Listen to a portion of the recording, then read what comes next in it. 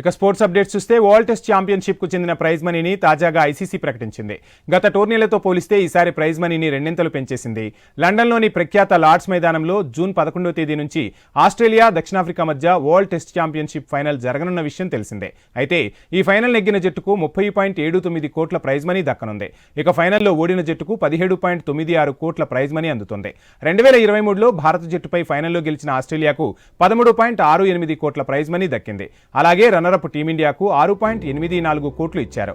Test cricket ప్రాముఖ్యతను పెంచే ఉద్దేశంతో ప్రైజ్ మనీ పెంచినట్లు ఐసీసీ ఒక ప్రకటనలో పేర్కొంది.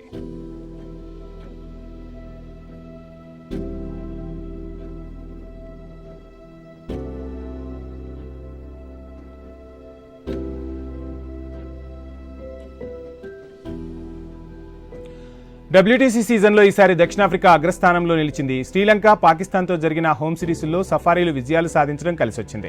దాంతో 69.44% పాయింట్లతో టేబుల్లో తొలి స్థానాన్ని కైవసం చేసుకుంది.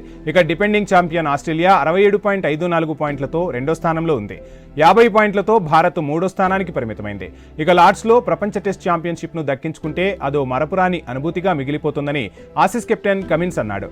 2 ఏళ్లుగా WTC ఫైనల్స్కు చేరడానికి తాము చాలా శ్రమించామని, తమ శ్రమకు ఫలితం దక్కిందని పేర్కొన్నాడు. అటు దక్షిణాఫ్రికా కెప్టెన్ బహుమా మాట్లాడారు. WTC ద్వారా టెస్ట్ క్రికెట్కు ప్రాముఖ్యత పెరుగుతోందని తెలిపాడు. ప్రపంచ టెస్ట్ ఛాంపియన్షిప్ ద్వారా లాంగ్ ఫార్మాట్కు ఆదరణ దక్కుతోందని ఆశాభావం వ్యక్తం చేశాడు.